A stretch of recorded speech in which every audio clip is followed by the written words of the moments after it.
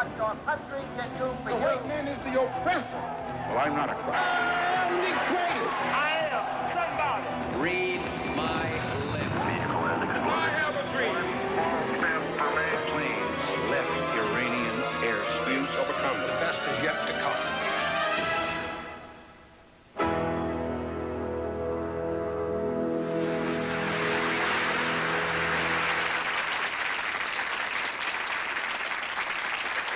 Good evening, I'm Ron Reagan.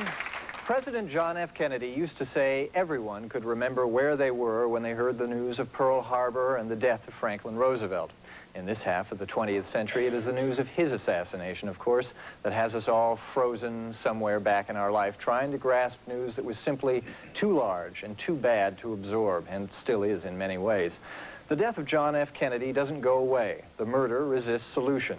The memory won't fade, and the implications seem to grow more and more devastating even today, 28 years after the fact.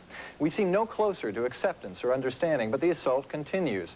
Norman Mailer has a fat new novel that tries to put Kennedy and the CIA in some sort of context. Oliver Stone's new movie is about the New Orleans District Attorney Jim Garrison and the one single criminal prosecution in connection with the case. There's a movie about Jack Ruby, a miniseries on Jackie Kennedy, a 5-part cable show called The Men Who Killed Kennedy. And staring up at you from every newsstand in the country, the current issue of Esquire with a cover story on JFK. The man, the movie, the murder mystery. With us tonight, Robert Sam Anson wrote that cover story for Esquire magazine. He wrote a book about the Kennedy assassination in 1975 as well.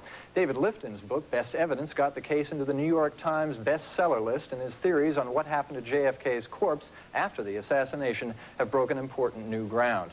Carl Oglesby is head of the Assassination Information Bureau in Boston, and Carl is an expert on the political aspects of JFK's death. Robert Groden was the chief consultant for a recent British TV series called The Men Who Killed Kennedy. He's a professional photo analyst who's made much of the photographic evidence on the assassination. He's made it public, that is, or at least available to the public. Welcome to you all. Thank you all for being here.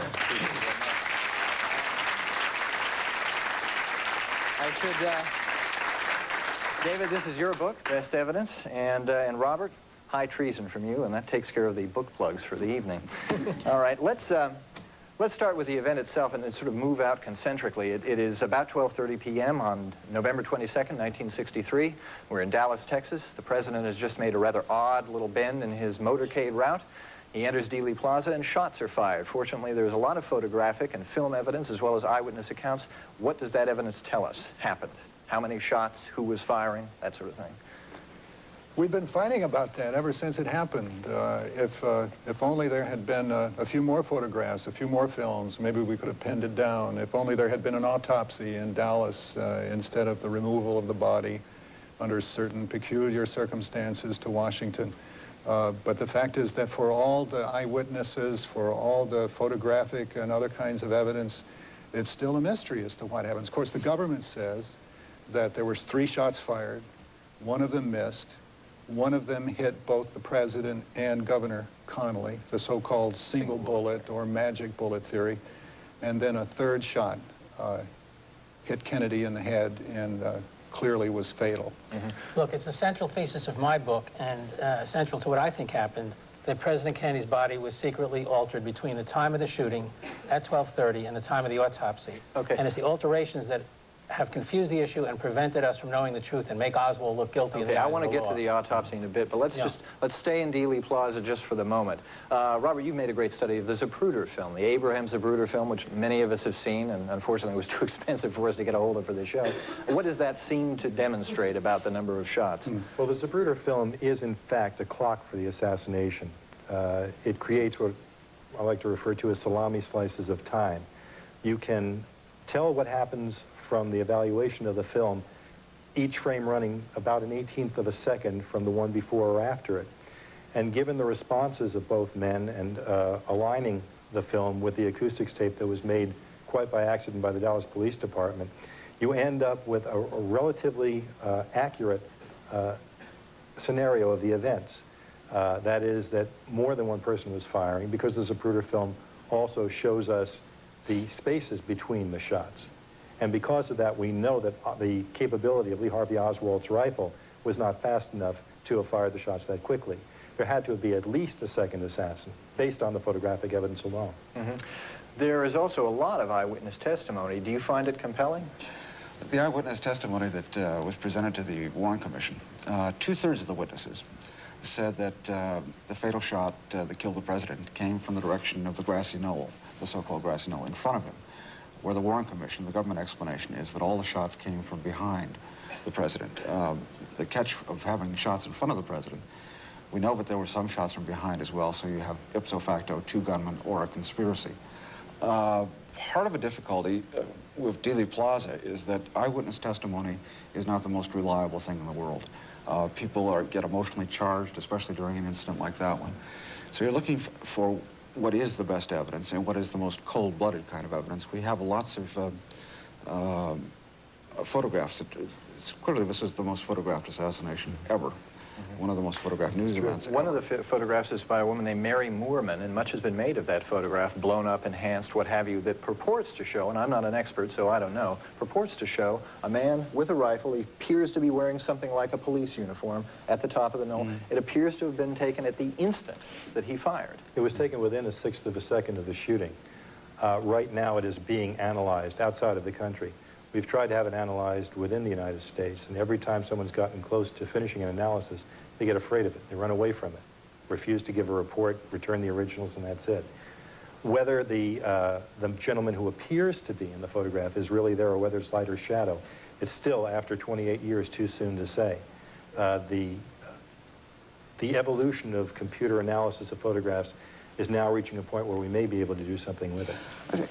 Maybe one of the problems, there is a tendency to get too hung up in what happened in Dealey Plaza, to spend too much time speculating on how many gunmen were there, what kind of weapons were they using, when were the shots fired. The fact of the matter is... We're only spending one segment on it. The fact of the matter is that the evidence that there was more than one gunman is overwhelming. And I think that you've got to get beyond the realm of Dealey Plaza to find out what was the motivation. We're heading that way. I just want to mention one more thing before we go to a break, and that's the evidence that seems to be suggested by physics. If you watch the Zapruder film, at the instant the president is hit in the head, his head snaps backward. Well, that's where my starting off point was in this whole case. Back in 1965, the 26 volumes were available. We did not have the Zapruder film in color or in motion, and when you look on the page of those volumes, and of course it's the same thing is true on the film itself, the head after the fatal shot goes back violently and to the left. And I don't see how it's possible to argue that the president can be propelled backwards by a shot from behind. Okay. That was my calculated rate of acceleration, by the way, was 100.3 feet per second. Far faster than a neuromuscular reaction. The excuse that the so-called other side presents all the time is the car was accelerating. Well, in fact, it was decelerating. You can see from the Nix film from the other side of the street that the motorcycle policeman actually almost overtake it. The car is slowing down, so that's not an excuse. Okay, we have to take a break now, but when we return, we'll deal with the question of Lee Harvey Oswald in a minute.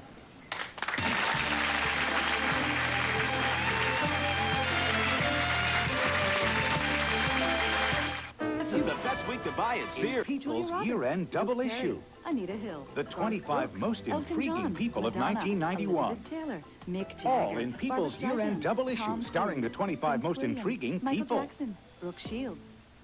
John Fitzgerald Kennedy, do solemnly swear I, John Fitzgerald Kennedy, do swear that you will faithfully execute the office of President of the United States that I will faithfully execute the office of President of the United States and will, to the best of your ability, and will, to the best of my ability, preserve, protect, and defend the Constitution of the United States. preserve, protect, and defend the Constitution of the United States. So help you God. So help me God.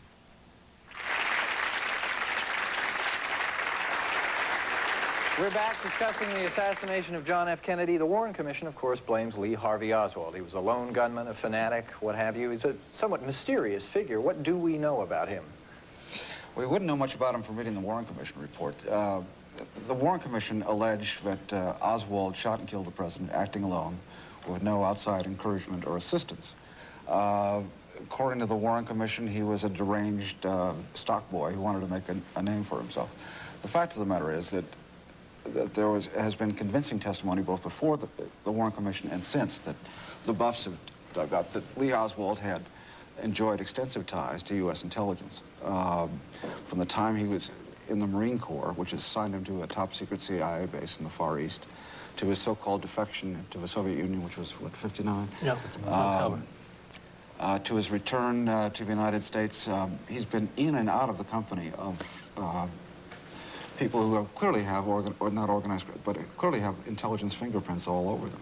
That sound good to you guys? Yes, it's very important also to know about Oswald that there was a concerted effort starting already in 1960 to double him. There are at least half a dozen well-documented instances on the record, starting the earliest in 1960 when he's in the Soviet Union, presumably a defector, in which somebody who could not possibly have been Lee Harvey Oswald was calling himself Lee Harvey Oswald. And these incidences come right up to a few days before the assassination. So this guy is a very mysterious figure. He is not by any means the solitary, reclusive nut that the Warren Commission wanted us to think he was. And the peculiar thing beyond this is that the Warren Commission very well had this information available to it, very well knew that this was not a lone nut. This was a guy with important connections to the intelligence world. Indeed, he had a higher security clearance than his own commanding officer when he was stationed at Atsugi Air Base in Japan. And he had a great deal of knowledge of the U-2 spy flights. And this is what he was purporting to give to the Soviets when he defected. So this was not some dumb lone nut dropout as we're presented with. It should be, I think, noted as well that this is not something that the buffs, the assassination buffs, have dreamed up. If you take a look at the declassified transcripts of the Warren Commission's executive sessions, they were just as worried as the people who were sitting here are that Lee Oswald had connections to American intelligence. They were very, very bothered by what he was up to in the Soviet Union, by the fact that he returned from the Soviet Union after his so-called defection. And this was at a time when the CIA was interviewing tourists coming home from Yugoslavia, and with this fellow who had offered to commit espionage on behalf of the Soviets, just passed blissfully back into his country with no problem whatsoever. I mean, there are lots of those things in the background. One thing he doesn't seem to have been is a particularly good marksman, if I'm reading the research correctly, although that was central to the Warren Commission's thesis, that he was actually an expert marksman. Nelson Delgado said that when he was at the rifle range, they would run up the red flag because he'd missed the target completely. They call that Maggie's drawers. And he got a lot of Maggie's drawers. The red flag was going up a lot. Something like that, yeah. The Warren Commission made so much of the fact that he was classified as a marksman. Marksman is the lowest acceptable classification you can get than sharpshooter and expert. Just barely making marksman doesn't make you a good shot. When I was in the service, there were a lot of people that could not score very well, and just to get the day over with, they would give them marksman status. And the fact is, you know, a lot of experts have tried to duplicate Oswald's alleged feat of getting 2 shots on a moving target at the range of about a football field's distance.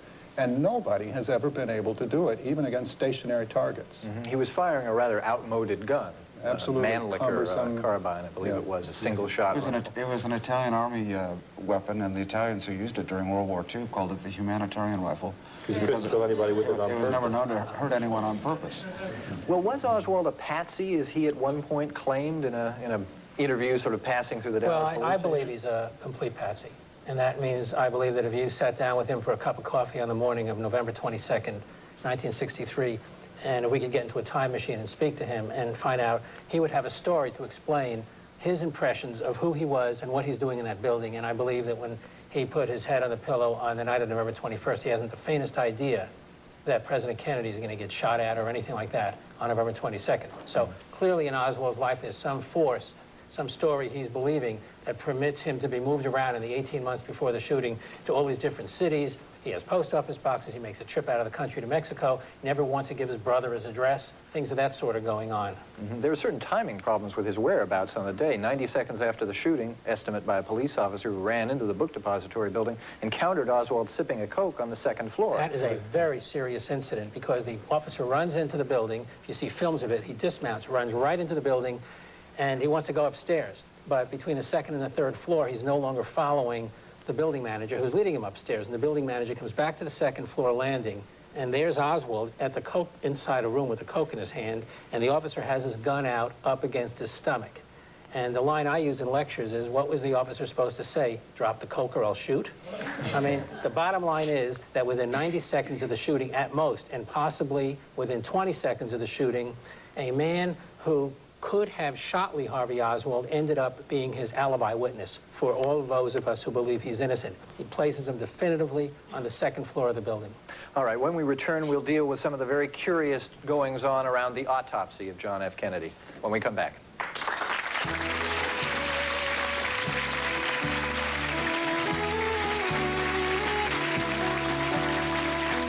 We've had intelligence. You could finish your father's work. You're as brilliant as he was. He inherited his father's dreams. I'm talking about Son's guaranteed lowest prices are lower than ever. You'll find huge savings in every department during this year-end update now.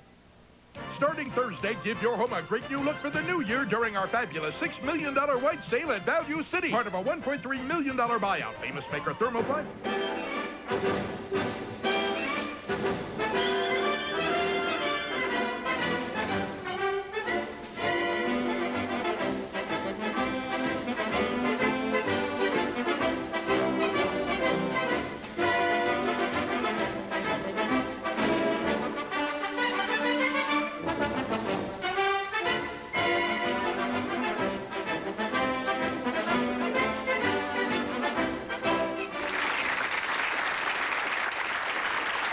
We're back with our discussion of the JFK assassination. All right, the shooting has happened. JFK is now taken to Parkland Hospital in Dallas. He has a massive head wound. He has a wound in his throat, perhaps a wound in his back. What do the doctors that first get to him see? What do they describe? They describe a wound at the front of the throat, thought to be a bullet's entry. They see basically two holes. He's lying on his back face up. They see a hole at the side of the necktie knot. They see another hole in the right rear of the head. They think the hole in the necktie knot's an entry. They think the one in the right rear is an exit. And they speculate among themselves at the time and in the day following that either a bullet went in here and lodged in the lung and another bullet entered somewhere on the head and blew out the rear, or maybe one bullet entered here, climbed the spinal column somehow. We know this didn't happen because of the Zapruder film, and blew out the back of the head. The film shows us there's two separate events, that these wounds are unrelated. They're not the same bullet, and that's what they thought. The body does not look that way at the time it arrives at Bethesda that night and when the autopsy is performed. This wound, I can talk about the changes if you want to talk about the changes. Okay, let's take a look. I'm no expert, but I've seen the photographs, the drawings, the x-rays, and nothing seems to match. Mm-hmm. The x-rays don't match the pictures, don't match the drawings. We've got some over here. Maybe you can sort of comment. Okay. Anybody just jump in. All right, this is what purports to be the wound coming through the back of the neck and a photograph. In the upper left, you have their insert there showing the Warren Commission view of the neck trajectory in the back of the neck, out the front of the neck. And the autopsy photograph on the right showing the little wound at point 1 there that no one saw at Parkland Memorial Hospital. And one of the doctors actually ran his hands up the back, and he said when questioned that he didn't know about any wound. Mm-hmm. Now, 9 years later, someone's come forward and said, oh, I was told about this wound. But the bottom line is that that's the neck trajectory, and at Dallas, they thought it entered from the front. At Bethesda, they thought it entered from the rear. And regarding that wound number 1, the Dallas doctor who did the tracheotomy, Dr. Perry, received a call from Commander Humes the morning after the assassination, and he was asked by Humes, did you make any wounds in the back? Mm-hmm. And that's just a fact of the record. And he was very confused by the call and was amazed that the doctor at Bethesda said to him that there was nothing left of the throat wound. All right, this is the x-ray, purports to be the x-ray on the left, and the actual head wound, out of deference to the president, we've blanked out his face.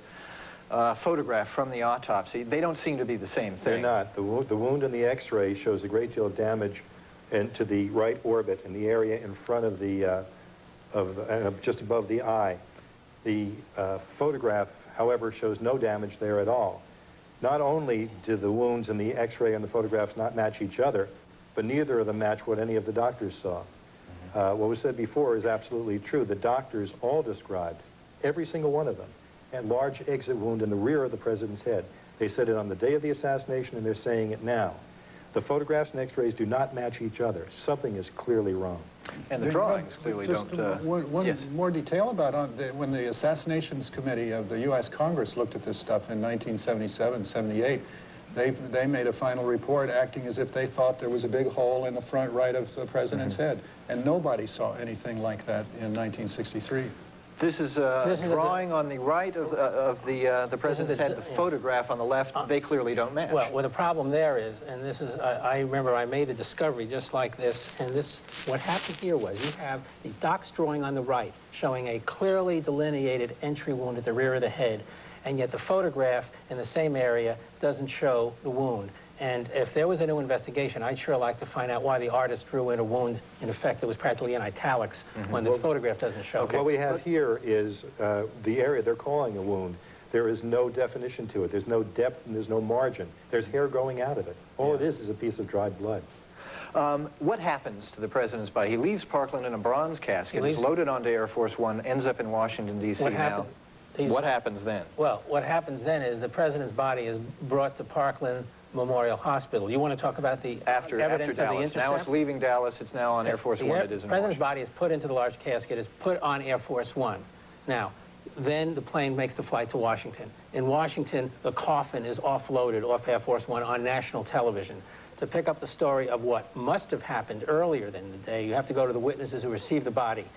Paul O'Connor in the autopsy room gets the body in a body bag. That's in the House Select Committee's report. The body was not put in a body bag in Dallas. It was wrapped in sheets. When that report, when I made that discovery at the time, my book, Best Evidence, was about to go to Macmillan, and I had to stop publication of the book and go back to the record because there the House report was publishing the fact that the body arrived in a body bag. And I called up the attorney for the House Select Committee and said, did Paul O'Connor say the body was in a body bag? And he said, if I wrote body bag, he said body bag. I said, Andy, his name was Andrew Purdy, do you know what a body bag is? And he said, no, what's a body bag? And I said, where were you during the Vietnam War? I mean, that's the kind of investigation they conducted, that they had the evidence, circumstantial evidence of an intercept, and they didn't even know what it looked like. Speculation seems to be that the president was in fact loaded off the other side of the plane and perhaps airlifted to Walter Reed Hospital before it went to the That's correct. In Best Evidence in Chapter 31, I analyzed the audio tapes and showed that the only possible explanation for why you have the body arriving at at Bethesda Hospital in one coffin, a coffin which must have been empty if the body was not, was arrived in a body bag, and in a different coffin, was that something took place on the starboard side of the plane. And I show the radio transmissions, which I spell out in my Chapter 31, how they're talking about going to Walter Reed first. Now, I personally today, in 1991, don't think they went to Walter Reed. There's some other stuff I'm working on. But the fact is that they're talking Walter Reed, and they're talking about a ramp on the starboard side of the plane, and one of them says on the radio, we're going to bring the First Lady off by that route. Okay, we'll pick up where we left off in a minute after this.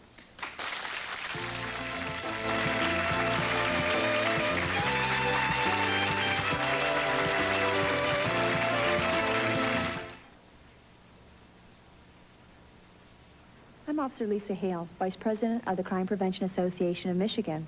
Our fight against auto theft is increasing. Every 20 seconds, a car is stolen. That's why we started a major campaign to stop auto theft. We call it Operation Lockup.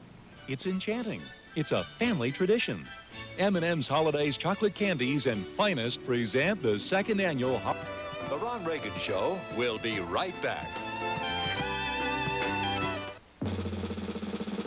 This is an important... There being no brain in the... Well, the comment was made that the brain was removed. But to my best knowledge, I don't remember seeing any saw cuts or any knife cuts. But it's not saying that it couldn't have been removed. Did you question the purpose of the x-rays you were taking? Yes, I asked, I said, what's the sense of taking the x-rays if there's nothing there?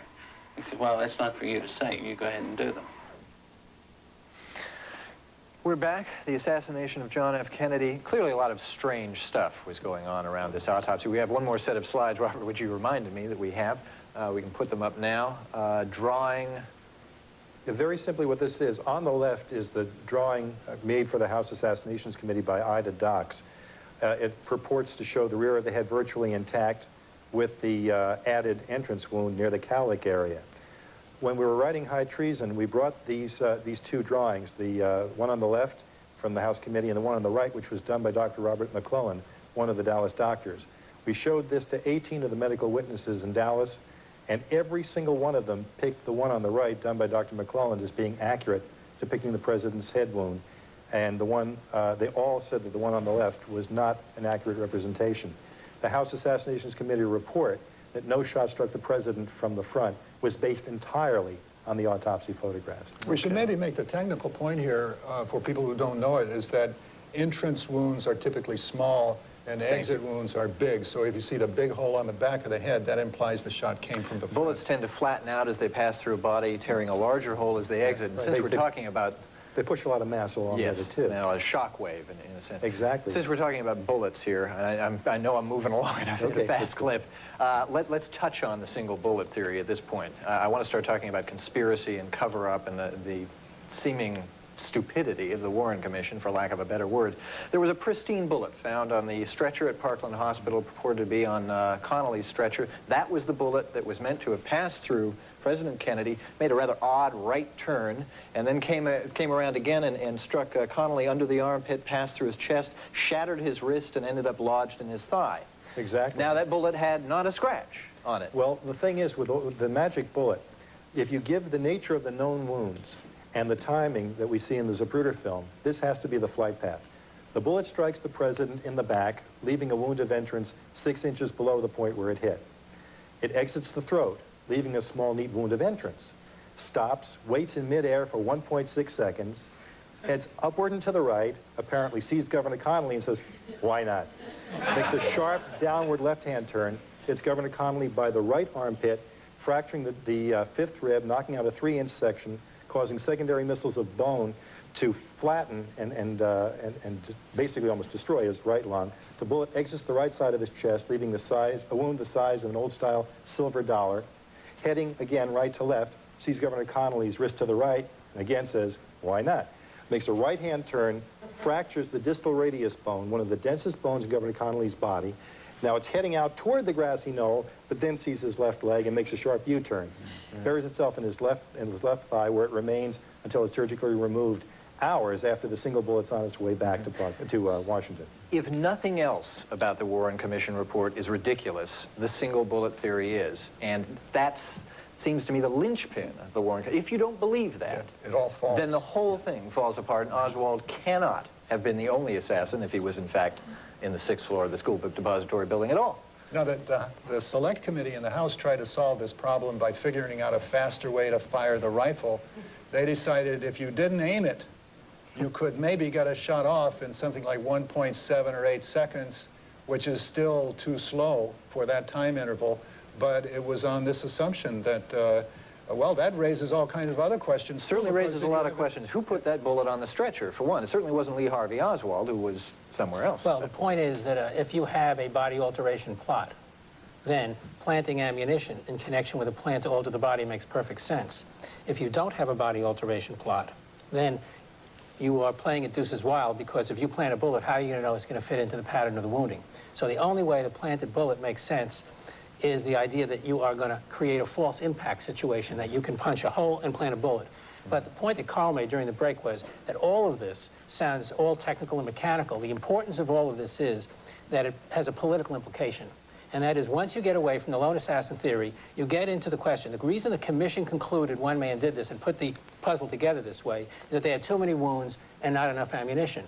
Now, once you do it any other way, you start to question the evidence. And as soon as you question the evidence, whether it's a bullet, a body, or a coffin, or anything like that, you get into who's pulling strings, who's lowering camouflage over the event at the time or within hours of the shooting. And that gets real serious. And that's why there's a direct connection between the analysis of the shooting, which evidence was falsified, and what line of authority was used to phony it. Okay. In addition to that, another bullet was signed for at the autopsy. It was found by an admiral, handed over to the autopsist, who handed it over to the FBI. Siebert and O'Neill, the two agents, signed for it for a full missile recovered. That has never been placed into evidence, so we don't know what happened to it or where from the president's body it was removed. Okay, we have to take another break right now. When we come back, conspiracy, cover-up, etc. in a minute.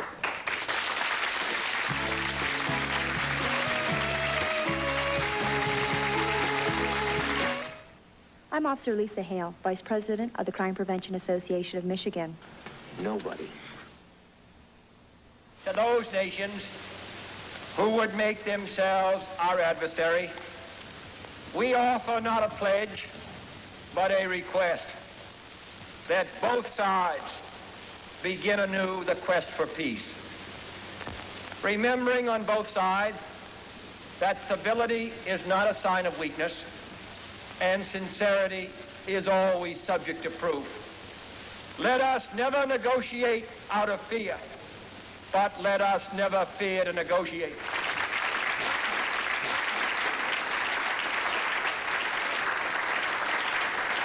We're talking about the assassination of President John F. Kennedy with my guests from Esquire magazine, Robert Sam Anson, the author of Best Evidence, David Lifton, an authority on the political aspects of the JFK assassination, Carl Oglesby, and photo researcher Robert Groden. It would seem, gentlemen, that we have a conspiracy here. Who, why, how? Well, I think one of the key ways of getting at this is to examine the assassination just the way the ordinary homicide cops do a murder. Who had the motive, the means, and the opportunity to pull it off, and who had the wherewithal to cover it up. We've established, I think, fairly convincingly, that something rotten was going on with the autopsy. That was conducted under U.S. government auspices. We've also established, I think, fairly convincingly, that Oswald had a relationship with U.S. intelligence. Does that mean that U.S. intelligence was involved in the assassination? Not necessarily. The fact of the matter is, though, that the government is somehow involved. And it has to be involved because these are the folks who had the wherewithal to cover this thing up. So then you've got to ask yourself, why would they do it? Now, I think we get sometimes too hung up on the details of how this thing worked. The fact of the matter is that however many people were involved, it did work. And why did they? John Kennedy certainly had plenty of enemies out there, but very few of them had the power to cover this thing up. And I think personally, I've come to the view that the answer to this lies in Vietnam. Mm-hmm. And it has been a myth for a long time, but nothing changed in Vietnam because of the assassination, and I think that... Mm-hmm. Carl, we're kind of wandering into your territory here. Well, it's everybody's territory, yes, actually, and the fact is that this is the part of the case that's most available to ordinary information. You don't have to be an expert on bullet wounds to find out that something very serious changed in American foreign policy with the death of Kennedy and the advent of Johnson. Kennedy was trying to make some kind of peace with Castro. He was internally trying to make some kind of peace with the civil rights movement, which earned him lots of enemies in the South in particular. The Castro bit, by the way, made him a target for the anti-Castro Cuban community, the exiles who had flooded into the country after the victory of the Cuban Revolution in 1959, and who thought that they had a supporter in Kennedy, who believed that they would be able ultimately to mount an invasion on Castro's Cuba from the United States, overthrow Castro, and reestablish the system that had existed before, the system in which the mafia had controlled the casinos and so on. And in respect to Vietnam, it seems clear that Kennedy had decided sometime in the summer of 1963 that the United States simply could not invest more troops, more material, more money in the attempt to prop up a hated regime in the south of the country. And having tried to a certain degree to achieve certain results, and having failed to achieve those results, now he was going to pull away. This made a lot of people angry with him, too. There were a lot of folks who thought that we needed to fight that war in Vietnam. And it's not just speculation. There are top-secret documents that have been declassified that come from the White House, national security action memorandums, that confirm that President Kennedy, 6 weeks before his death, had secretly ordered the first withdrawal of 1,000 U.S. combat advisors from Vietnam by the end of 1963, and that they were all to follow by mid-year, I believe, of 1965. Now, that happened 6 weeks before his death. Then on November 20th, 1963, 48 hours before the assassination, the military calls for a massive buildup in Vietnam at a conference in Honolulu. Then on November 26th, when we have a new president in office, Lyndon Johnson, he approves escalatory steps and he cancels the withdrawal from Vietnam. Can we point any Now that is documented, but this is not just speculation from far-out, crazy, paranoid people. This stuff is on black and white in documents, and there is no question about it. Policy was turned on its head because of the assassination. Well, Robert, it was interesting that Allen Dulles, who Kennedy has fired as head of the CIA, was the head of the Warren Commission investigating his assassination. Well, there's no excuse that he was made a member of the Warren Commission. Not only is this all documented, Robert's being very modest here. His magazine story, in fact, breaks new ground journalistically and reveals for the first time the existence of a major study which is going to be published in January, and by an Army officer and a PhD candidate who's probably going to get his PhD within days or weeks on this topic.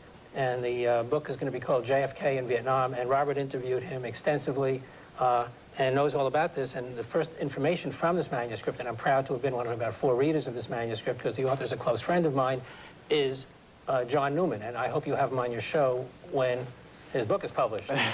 We'd love to. Is there any evidence that the Mafia was involved in this in any way? The Mafia may have been involved, but we have to remember always that the Mafia was in a contractual relationship with the CIA in the period 1960 to 1963.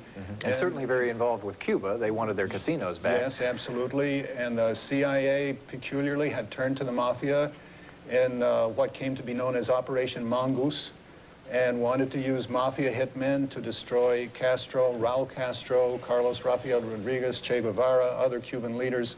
And there is a large body of opinion that thinks that the assassination team that had been prepared to blow Castro away was turned around against Kennedy himself after it became clear that Kennedy was going to put a stop to these shenanigans against Castro. Well, I gotta take a break. We'll pick up where we left off in just a minute.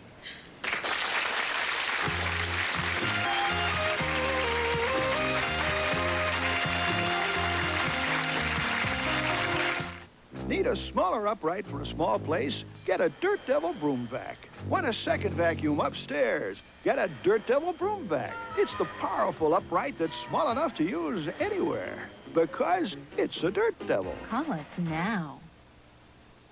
For thousands of special values, this is the best week to buy at Sears. This Craftsman 82-piece mechanics tool set with 3 quick-release ratchets in a case. Made in America, guaranteed forever. Over $100 value is just $59.99. Hurry, Sears' best week to buy ends soon.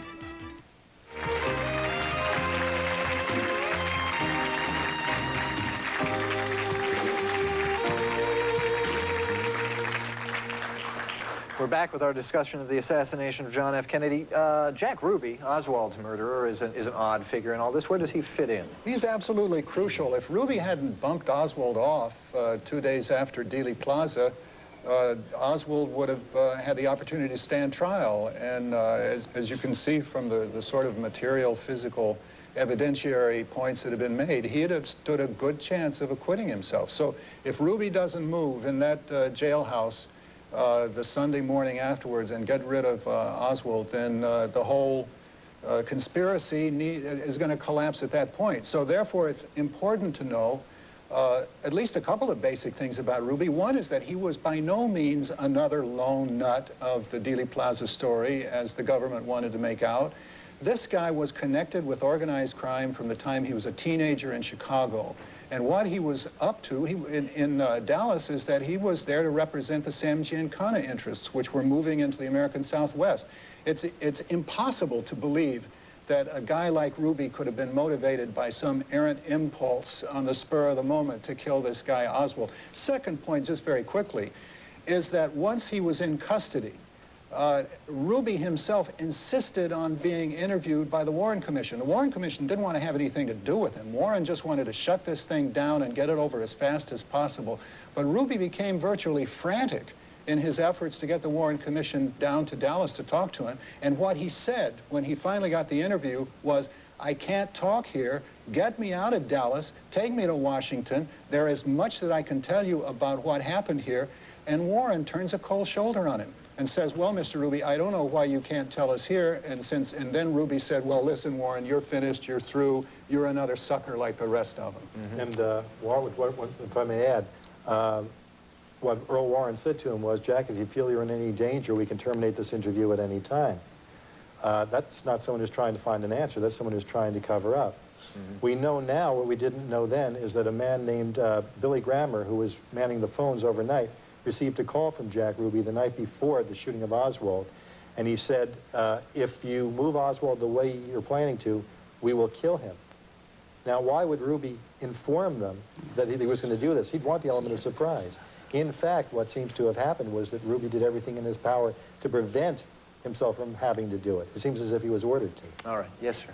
Yeah, my question is, how do you think the foreknowledge of the assassination went in the government?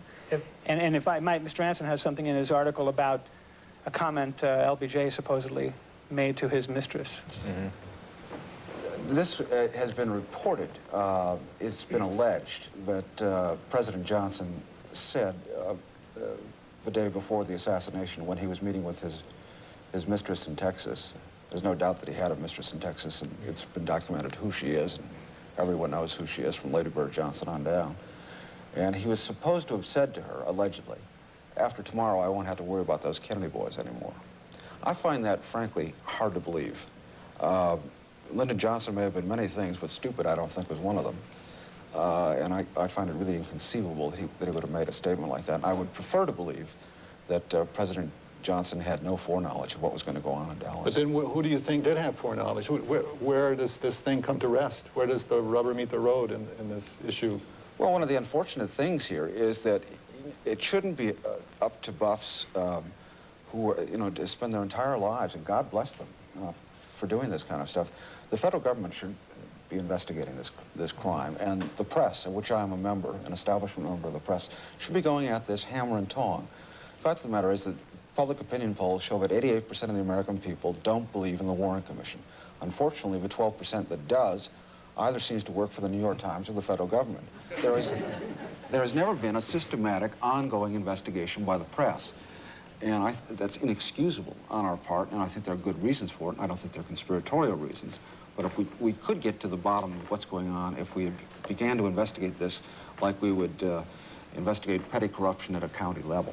But you know, everybody, just briefly, everybody who has really tried to get into this thing and who've been able to bring it all before an official, into an official forum, and I would say a word here for Jim Garrison, has been knocked upside the head and basically told, sit down and shut up. So I think people come very early to understand that this is a very delicate issue with the government, and if you mess with it too long and too persistently and show any chance of finding some real concrete evidence and bringing a case against somebody, you're going to run into trouble.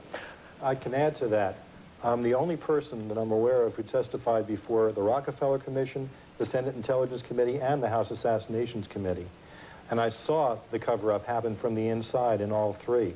I actually was staff photographic consultant to the House Assassinations Committee and testified before them. The chief counsel, the acting chief counsel of the House Assassinations Committee called me into his office one day and told me that we had all been right, that the conspiracy went, and this is to answer your question, went to the highest levels of government and they were going to blow it out of the water. A few weeks later, he was out of a job and was replaced by somebody else. All right, yes, sir. I think Mr. Anson has probably touched on an answer to my question, but where were the Woodwards and Bernsteins of their day in terms of investigative journalists who would be totally outraged enough to investigate the way that Watergate was investigated? And where are they now? And where? Yeah, why are we all just furious about this and demanding answers? First of all, this is an unbelievably complex story. The Warren Commission alone just generated nearly 1 million pages of testimony and evidence. There are very few news organizations that have the resources to get through that morass. Secondly, dealing with buffs and people who are interested in the assassination is not always easy. You hear some really wild theories. And here I would make a word about Jim Garrison as well. And Carl and I take opposite views of the utility of Garrison. There were a lot of reporters who were burned by the Garrison investigation, did not want to have anything to do anymore with conspiracy. And frankly, reporters, by and large, are middle-class, straight-thinking people who've got their sources and they want to protect them. And when they run into a conspiracy, at least at the presidential level, they have an impossible time thinking about this. When they run into a conspiracy because somebody's bribing a county judge, there's no problem at all thinking about that.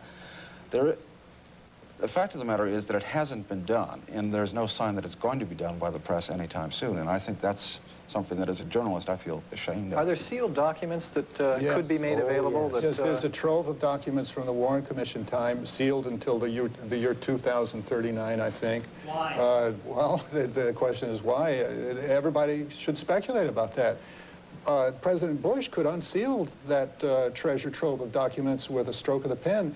This Assassinations Committee in the Congress, which in '77 announced its intentions to let the sun shine in on all the evidence, wound up classifying a good deal of it too, including a very fascinating report by a guy named Edwin Lopez, who looked into the Mexico City stuff and came up with the conclusion that Oswald was being impersonated in Mexico City just a few weeks before the assassination. This has been classified. Very quickly, yes or no, are there people still in government today who are privy to the conspiracy? Oh, sure. Yes. Absolutely. No question about it. I think more or less retired. If they're alive, they're around, but they're not. I don't think. I think there's still people there. President Bush, for instance, when he was working in the CIA for all those years, during the time of the House Assassinations Committee, he had the power to release everything they had, and so much was still withheld. Okay. So much was still. Oh, wait a second. There may be good institutional reasons for doing that. Doesn't mean he's part of the conspiracy. We may not hear them, though, because we've got to take another commercial break. We'll be back. Guests of the Ron Reagan Show stay at the world-famous Hollywood Roosevelt Hotel. For superb accommodations, the Hollywood Roosevelt Hotel. Music Express voted #1 by the National Limousine Association. For your corporate limousine needs anywhere in the U.S. and the world, Music Express. For a printed transcript of this program, send $5 to Ron Reagan Transcripts, Journal Graphics, 1535 Grant Street, Denver, Colorado, 80203. To order by credit card, call 303-831-9000. Rush and fax service are available. You see it.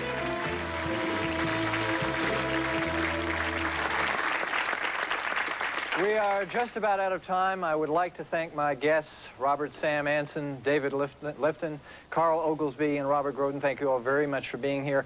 Some people ask the question, why are we still 30 years later so interested in this case? The answer to me is very simple and very compelling. If it could happen then, it could happen now. If it could happen to JFK, it could happen to anyone.